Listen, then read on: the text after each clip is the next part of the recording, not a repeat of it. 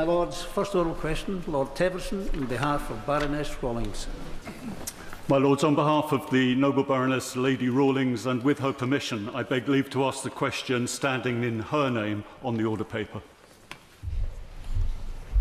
My Lords, as my noble friend the Lord Valence stated on the 3rd of December 2024, we continue to work closely with international partners following the breakage of subsea telecommunications cables in the Baltic Sea on the 17th and 18th of November 2024.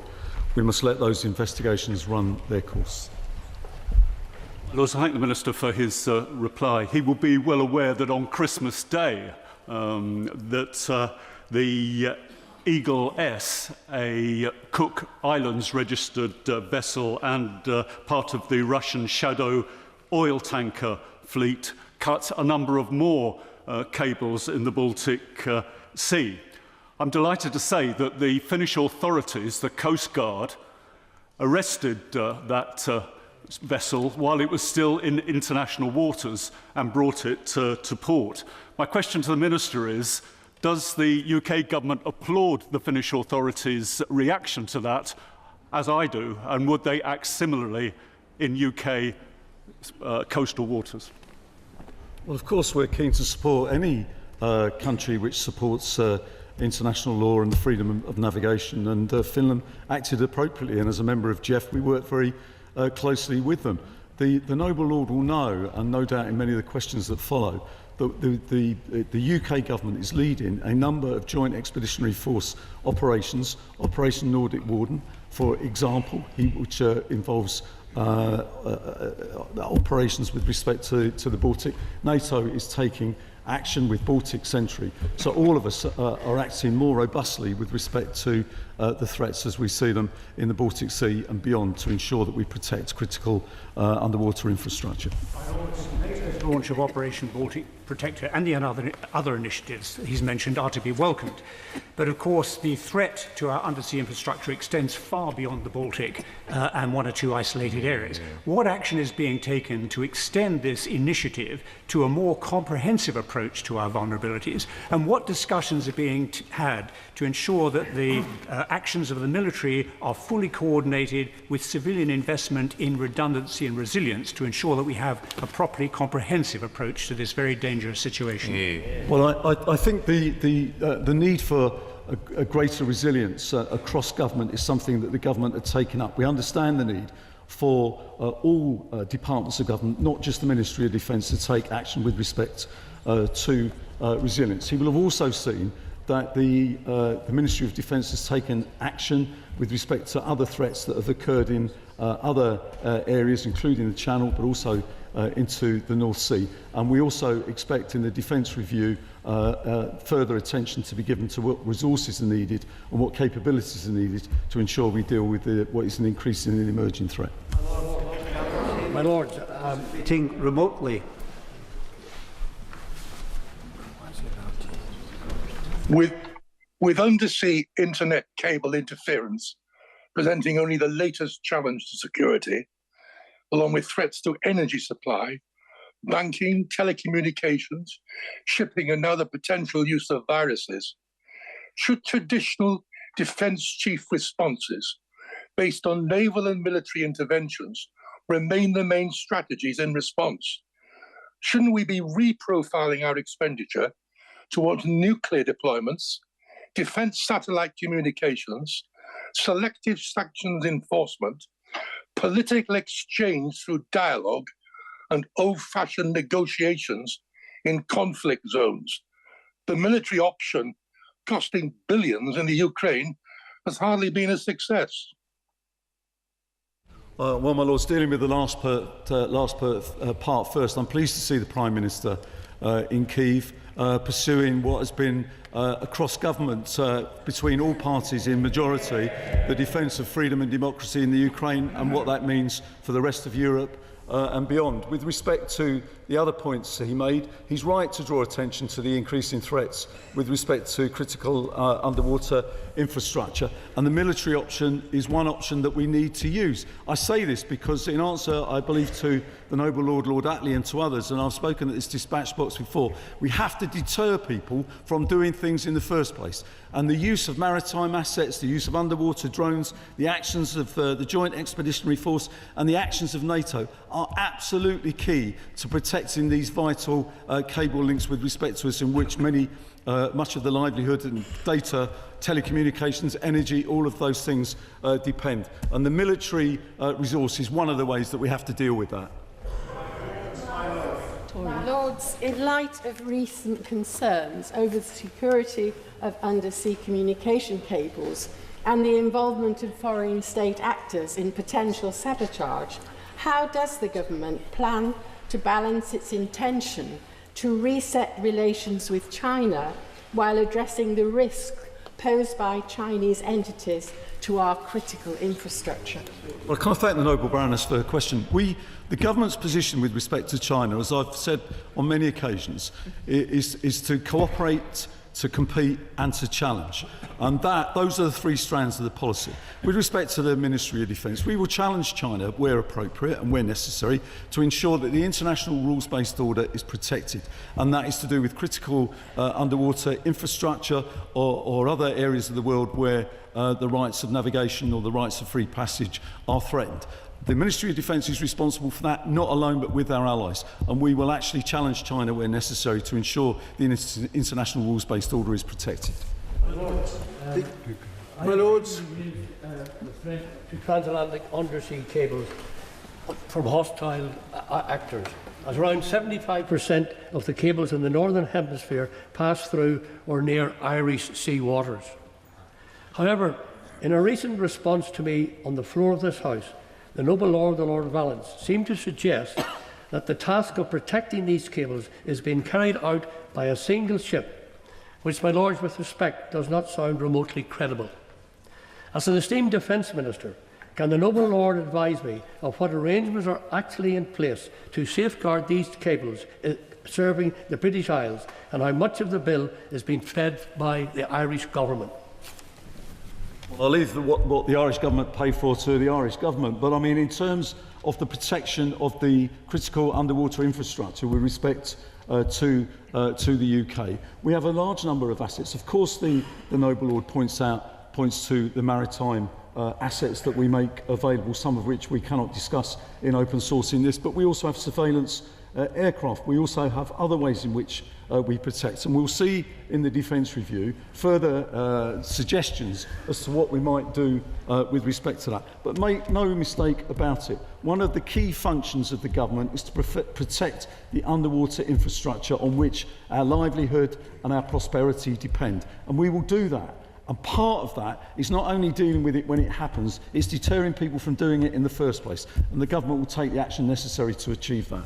My Lords, undersea energy cables are being targeted by the Russian shadow fleet. My understanding is that all three power cables between the Baltic and Nordic countries were last week. Undersea gas pipelines and electricity interconnectors are a critical part of our energy security, both now and even more as we transition to net zero. So I ask the Minister, what actions are we taking with allies to deter, monitor and protect our undersea energy infrastructure? Well, there is a lot of action taking place. I've pointed out to the Joint Expeditionary Force the work that's taken place with respect to that. And we've mentioned the maritime assets that have been deployed to protect that. We've seen the announcement of Operation Nordic Warden, which is actually based in Northwood and run from Northwood, which is another JEF initiative, which is called Operation Nordic Warden, where we're using artificial intelligence to use some of the information that comes into there to predict ships that may threaten those underwater sea cables. So another initiative that's taking place. And also alongside that, recently, Secretary-General Rutte of NATO announced Baltic Sentry. So there is a lot of work going on with respect to dealing with this. Do we have to give it a greater priority? Of course we do. 10 years ago, we weren't talking about the threat to underwater sea cables in the way that we are now. It is another way in which the threats to this country are changing, transforming, and the defence of our realm needs to change and transform to meet those threats, and that's what we're seeking to do. principal response to this threat in the Baltic is coming from NATO. And may I press the Noble Lord the Minister a little further on the contribution which United Kingdom naval assets are making to that endeavour, and in particular the planned multi-role support ship was always intended to be an important contributor to that role. May I ask for a report on progress on that important new addition to the fleet? If I understand the Noble Baroness right, if she's talking about the provision of a second additional ship, that will be something will be dealt with to support and augment the ship Proteus. If that's what the Noble Baroness means, then that will be part of the defence review and come forward with respect to that. The other assets that the Noble Baroness talks about with respect to the Baltic, she will know because in December 23, under the last government, a huge maritime collection of ships across NATO, but across JEF, was also sent to the Baltic, including UK maritime assets and also including UK surveillance aircraft. That was further initiative was done in June of 24 under the previous government, and then just recently we've seen the announcement, as I say, of Operation Nordic Warden. So all the way along there have been significant UK contributions. But the other thing I think is important, since often we're questioned about this, it's not only the contribution that we make in terms of our assets, it's the thought leadership and the coordinating power and the leadership potential that the UK provides. Let's remember, in 2014, under the last government, that was when JEF was set up, under UK leadership. It's something which has worked particularly well, and I think we should sometimes recognise what this country does contribute to the defence of the world, as well as some of the challenges that face us. Second oral question, Baroness Ritchie of Downpatrick. My Lords, I beg leave to ask the question standing in my name on the order paper. The government is extremely concerned about the impact of small but risky services that host hateful and harmful content. The Online Safety Act will require such services to remove illegal content and, where relevant, protect children from legal but harmful material. Ofcom has established a small but risky supervision task force in recognition of their unique risks. The regulator will identify, manage and enforce against such services where they fail to comply with their duties. Could I thank the noble Lord the Minister for his answer, but will my noble friend the Minister set out whether the government expects Ofcom to take enforcement action against small but high harm sites which are identified as problems, and if it has made an assessment of the likely timescales for enforcement action, including the use of service disruption measures? I thank my noble friend the lady for that important question. Where there is evidence of non-compliance, Ofcom have set out that they will move quickly to enforcement, and that action will follow in spring this year. Because the companies have had 3 months to get their positions sorted out. I think March the 16th was the date by which they had to do it. And this will be able to apply fines, including fines of global levies, and will be able to apply to the courts for business disruption measures, and will have the flexibility to submit these applications urgently. Given the amendment to the bill as it passed through the House as a result of the Noble Baroness Morgan's amendment, it was quite clear that high-risk, smaller platforms would be included in Category 1 and bear all the consequences, my lords. And yet, despite the Secretary of State's concerns, which were expressed in a letter last September, the government has not insisted that Ofcom include those platforms in Category 1, my lords. So what does that mean, my lords? Why is the government not taking proper legal advice and insisting that these smaller high-risk platforms bear all the duties of Category 1 services? I thank the noble lord for his question. Category 1 is for the, in the way that the bill was approved, was for large activities with many, many users in the way it ultimately got approved. There remains the possibility that this can be amended, this threshold can be amended. It's worth remembering that Category 1 imposes 2 additional duties. A duty that the company must apply its service agreements properly, and a duty that users can make it possible for themselves not to see certain things. For many of the small and harmful activities, those things wouldn't apply anyway because the users have gone there deliberately to see what's on it. But the full force of the bill applies to those small companies, and that's why there is a special task force to make sure that that is applied properly.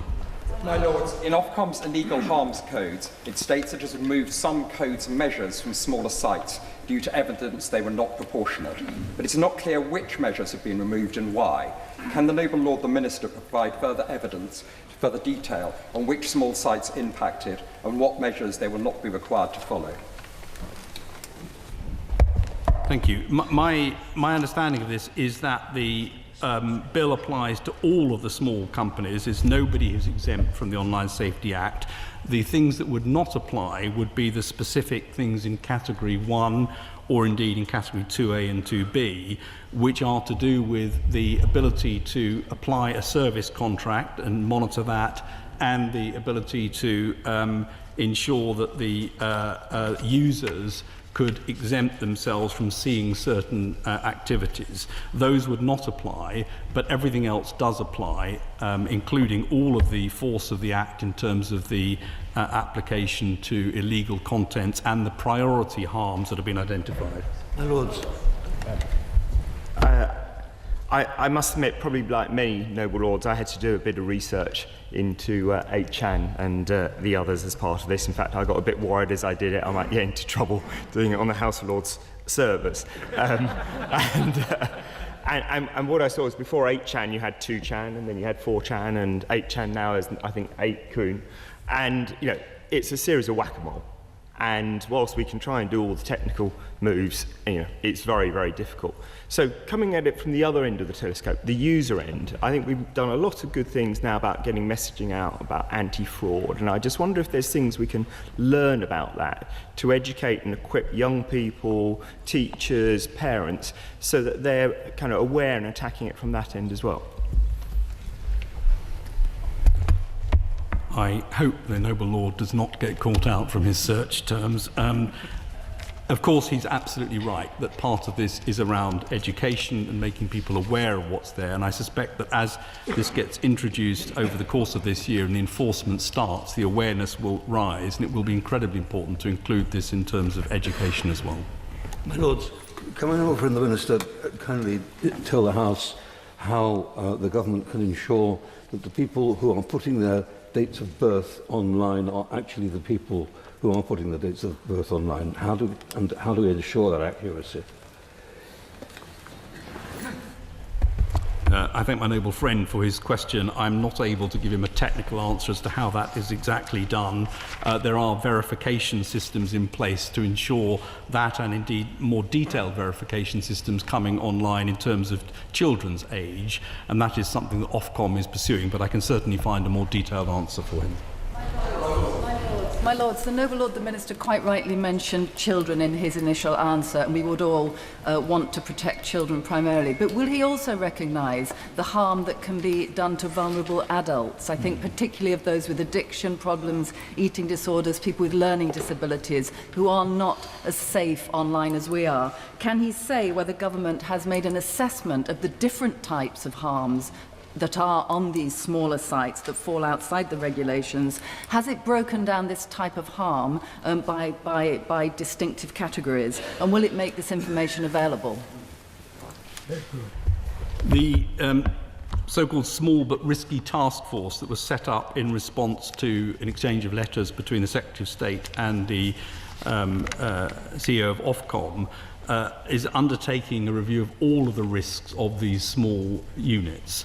I do not know the detail of whether they have broken it down by the categories suggested by the noble lady. I think that's an extremely good idea, and I will note here that I hope they do that, because I think that's an important activity.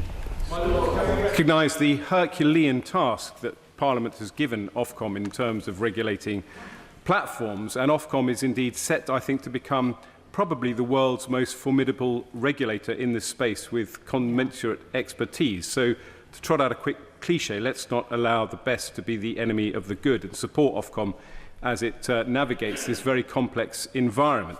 I just wanted to pick up on what the Minister mentioned earlier about education. Could he perhaps update the House on what Ofcom's plans are for what is clunkingly called media literacy, because prevention is better than cure, and the more we can educate children and indeed adults on the perils of the internet and how to navigate it safely, the better it will be. It almost seems to be a bit of an orphan within Ofcom's responsibilities.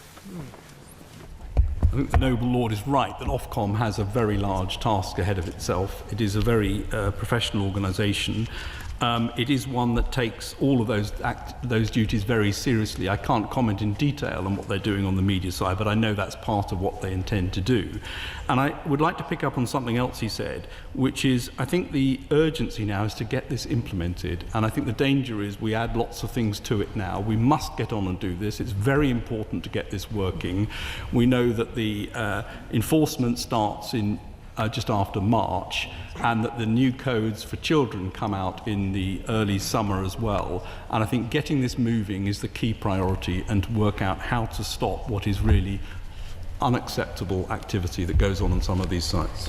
My Lords, is the Minister sensitive to the dangers to free speech of over-fetishising online safety and the censorship recently admitted to by the head of Meta, Mark Zuckerberg, all under the cloak of governments demanding clamping down on online harms? And is the government advising Ofcom to ensure that any overzealousness, however well-intentioned, should be reined in for the protection of free speech in a democratic society? Well, I think the issue of Meta is one for the US. That applies in the US. It doesn't apply here. The rules of the Online Safety Act apply across all companies, and we would expect all companies to adhere to them. And they are carefully calibrated and indeed are designed to ensure the safety of users and protect them from what is, I think, disgraceful content sometimes. Question. Lord Daly of Ballinmallar. I beg leave to ask the question on the order paper standing in my name. My Lords, the Government is committed to building the confidence of victims and families in the work of the Commission, and to make timely progress that they can obtain the information, accountability and acknowledgement that they have long sought. In order to do this, the Government is engaging with all parties to help determine what provisions should be included in primary legislation to reform the Commission, as outlined in the Secretary of State's statement to the Commons on the 4th of December 2024, which I repeated to this House. Lords, I thank the Baroness, the Minister, for that answer. And we will be aware that 90% of the killings that took place during what's known as the Troubles in Northern Ireland were caused by terrorists. Many of those emanating from the Republic of Ireland, and I'm wondering what the Minister and the Government are doing to try to engage the Republic of Ireland, because, as we have heard from both the former Director of Public Prosecutions and the former Lord Chief Justice in Northern Ireland, that the Republic of Ireland have been very weak in their proposals to deal with those killings that emanated from the Republic of Ireland. But will the Minister also give an undertaking that no former security force members who served in Northern Ireland will be excluded from serving as investigators in the ICRAR? I thank the Noble Lord for his question and for his service with the UDR in Northern Ireland, as well as a politician. With regards to our engagement with the Government of Ireland, as co-guarantors of the Belfast Good Friday Agreement, we are working closely with the current Government of Ireland and the incoming Government of Ireland to ensure that their role in dealing with legacy cases is recognised, as well as looking, as we move forward, engaging with them as key stakeholders as part of our new plans for legacy, which, as the Noble Lord, is in development. With regards to investigation investigators for the for ICRA. The Noble Lord will be aware that there are currently no prohibitions, and I wouldn't expect there to be any.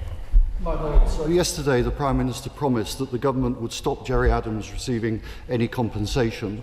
Why then did the government in July so abruptly drop the appeal against the High Court judgment on the amendments I made to the Legacy Bill to achieve just that, and which Labour supported at the time? Was the Advocate General for Northern Ireland consulted before that decision was taken? And until publication yesterday of the policy exchange paper, what proposals were the government actively working on of their own to remedy this situation? I thank the Noble Lord for his question. I think it would be helpful for people to appreciate what the Prime Minister actually said yesterday.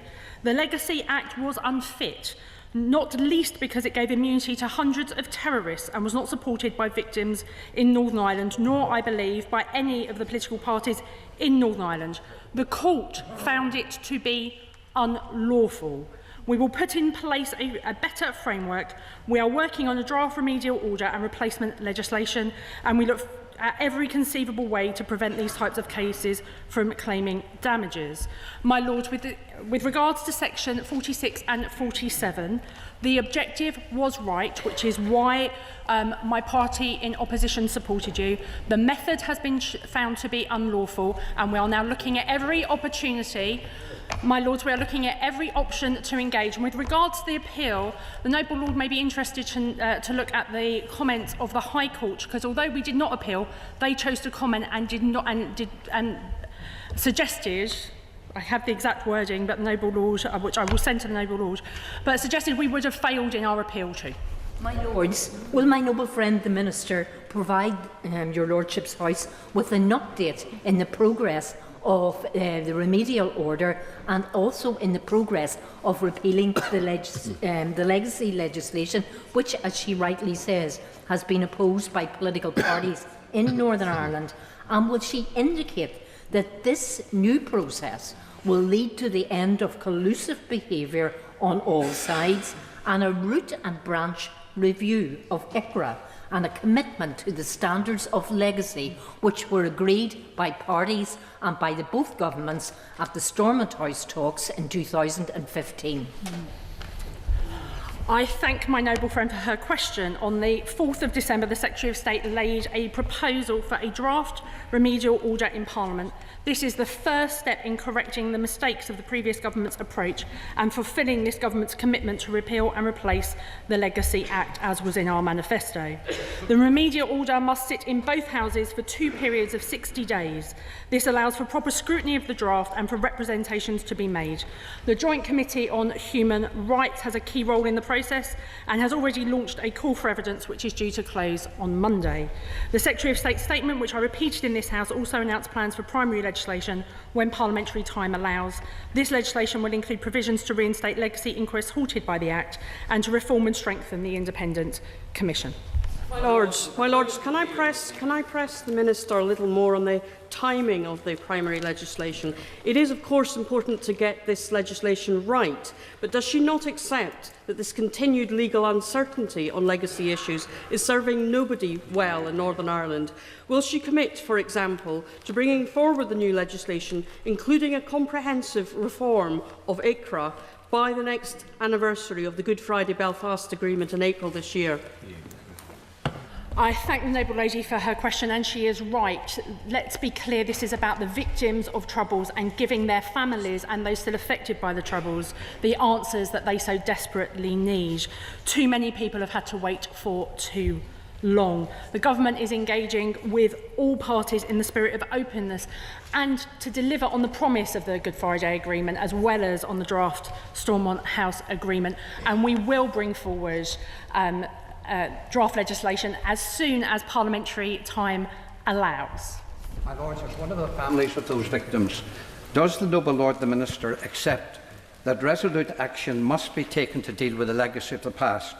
Without it, former soldiers will continue to find themselves in court facing vexatious claims, while prominent terrorists like Gerry Adams will fill their pockets with British taxpayers' money, to the horror of innocent victims and to the shame of this government.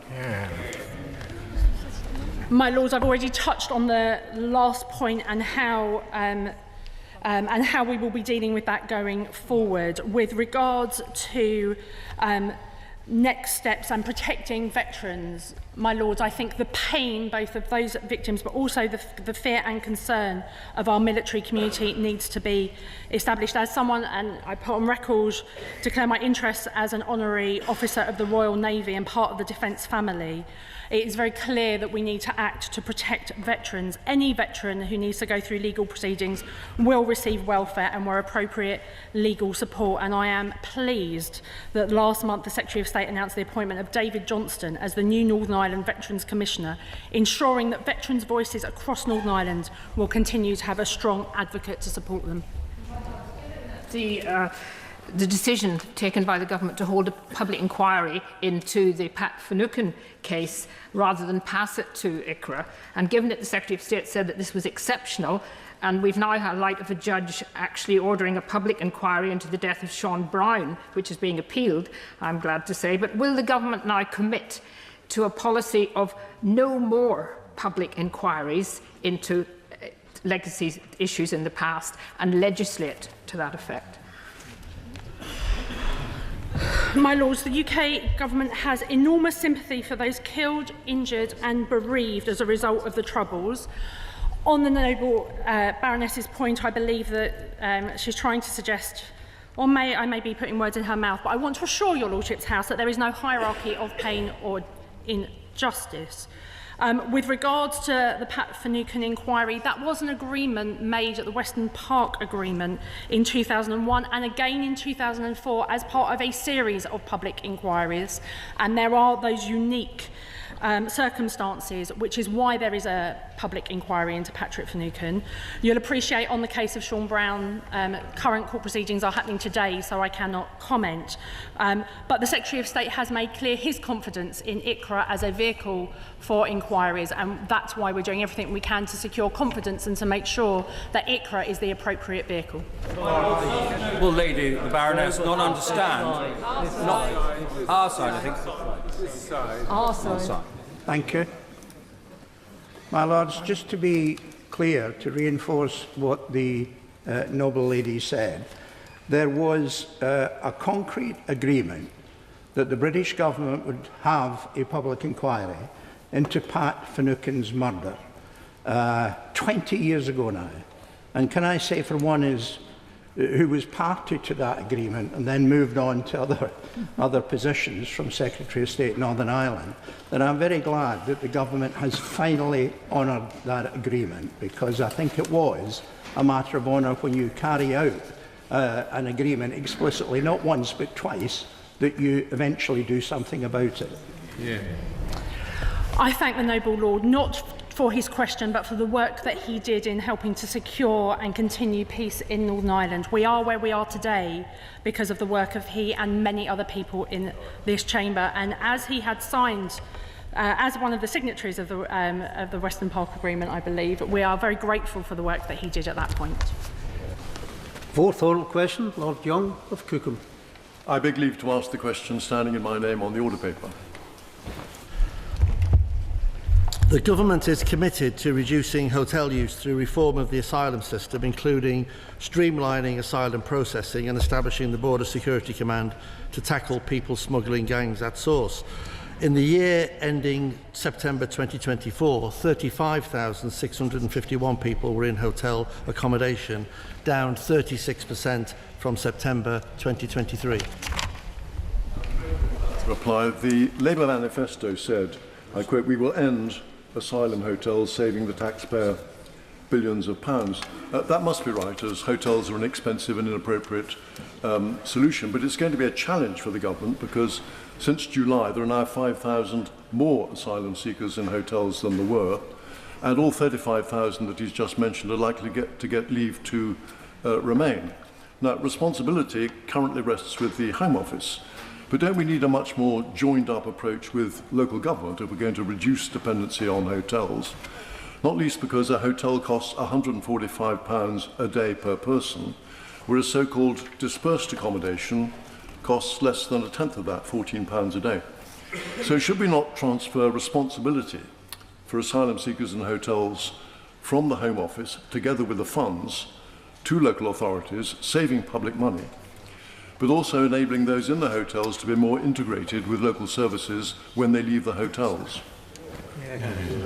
The noble lord is a fair gentleman and accepts, and I understand, the challenge that we face in relation to that particular challenge of hotel accommodation. He will know that although the hotel numbers are stable now, the government does have a manifesto commitment, and indeed in March we'll be closing a further 9 hotels as a whole. He's raised local authorities. Currently there are around 252 local authorities who have dispersed accommodation in January 24 and 176 in April 22. We've increased the number of local authorities. He is right, we need to discuss and consult with them, but ultimately the integrity of the asylum system depends on the Home Office having oversight of that, and we want to progress the matters that he's raised in a sensible, efficient way, but we have to retain responsibility. My Lord, the noble Lord... My Lords, always a very good point. He talks about the challenge. Could the Minister remind us who gave the present government that challenge? Who created it for us? And did the noble Lord Young and many of his colleagues make these positive, helpful suggestions over the last 14 years? Well, my noble friend just gives me the opportunity to say that in 2015 there was no hotels in use housing asylum seekers. That figure rose to 400 hotels at its peak just over a year ago. It's now dropped considerably, and for the very reasons that the noble Lord Young himself mentioned, the absolute cost of this on a daily basis to the taxpayer, through a failure to control borders and a failure to control sea crossings, led to that asylum accommodation and legitimate asylum seekers having that accommodation. That's a failure of political management, and we're determined to address it. My Lords, the noble Lord the Minister may well recall the response he gave to me when we discussed the proposal of allowing asylum seekers to work, thereby not only reducing the need for accommodation, but also reducing dramatically the budget. In his response, the noble Lord the Minister said that's a policy idea. So given it's a policy idea, can I ask the noble Lord what issues and considerations has the government and his department given to this matter, in specifically about reducing the demand for accommodation through allowing people to work, and if it hasn't already done so, when will it do so? I think I recall answering the noble Lord saying it was a policy submission for which we would reflect upon. But I think the important point for the government is to do 3 things. Number 1, to speed up the agreement on asylum claims to ensure that people who have a genuine asylum claim have a right to live here and then subsequently presumably wish to work here.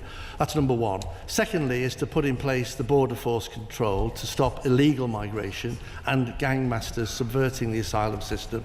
And number 3 is to ensure that where we do have asylum accommodation, that we reduce that for the very reasons Lord Young has mentioned, cost and efficiency, and look at dispersed accommodation in the meantime. I will retain his policy suggestion on the table as part of the contribution for discussions on how we achieve those 3 objectives.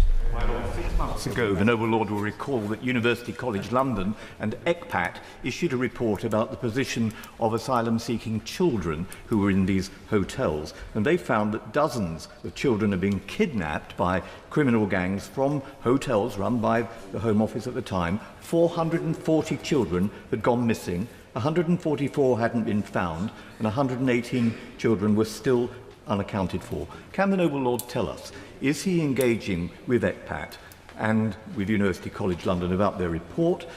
Can he update the figures today in the House, and if not, can he write to us? And is he aware that the Joint Committee on Human Rights is engaging with the Home Office on this very issue? And I know the noble Lord well enough to know that he would take a personal interest, but I hope he'll commit today to do that. I will update the noble Lord in due course. From memory, and this is from memory, so it's a rough estimate, there's around 90 children still unaccounted for. The importance of safeguarding in asylum accommodation is absolutely critical. It is the responsibility of the local authority, ultimately, where those children are placed. But I take on board his suggestions and his concerns, and I will go back and look into those suggestions and concerns and write to him. But it is key to us to ensure that safeguarding of unaccompanied children and also accompanied children who are at risk is absolutely paramount. My Lords, whether it's a local authority or the Home Office, would my noble friend comment on this? That there's a difficulty that families with children, if they're moved around too much, the children lose their education, they lose their friends. It's very dislocating and destabilising. So could we have some continuity and awareness of that difficulty?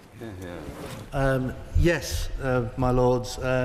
It is absolutely vital, as my noble friend has said, that we ensure that continuity. I think that the key point is, ultimately, is that we get people out of asylum hotels, that we get people into dispersed accommodation as quickly as possible, and that ultimately we speed up the asylum system so that people have a decision whether they can stay or whether they have to leave. And if they can stay, that stability is there. And like the Noble Lord German has mentioned, individuals can contribute to work and potentially help fill some of the labour shortages that this country faces. My Lords, in the 2024 Labour Party manifesto, there was an announcement that new measures to clear the asylum backlog would be made, caseworkers, returns and the enforcement unit. They also pledged to hire 1,000 new staff for this unit.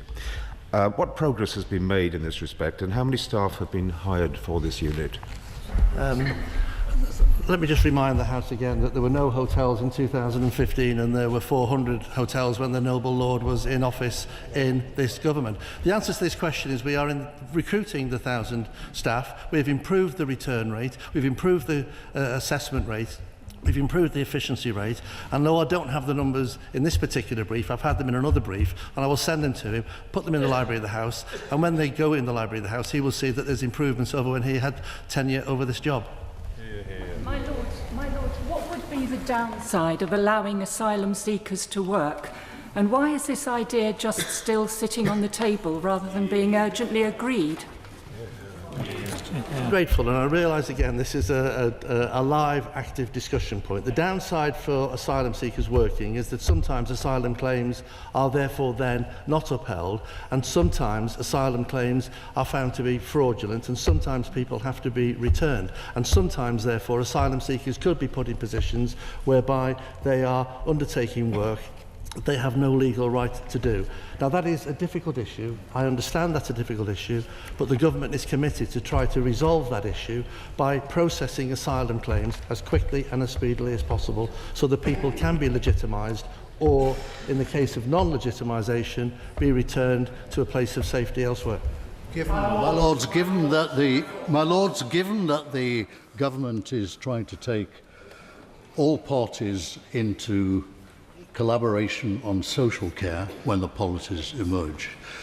Given the difficulties we have right across the board with immigration and the suggestions that we need some new policy approaches, shouldn't we have an attempt to bring people together, all the parties together, to try to get some movement and commonality to deal with a whole range of topics that face us, which none of us have been successful in addressing properly so far? Well, the government has an immigration white paper due to be published shortly, and I hope that all parties and members can contribute to the discussion around the immigration white paper. Isn't it correct, though, that the people of this country are really concerned, ultimately, in having people removed from this country who are shown to be illegally here? And in answer to the Noble Lord folks, when I was the Minister and the Conservative Party was in government previously, we concentrated considerable resources on doing just that.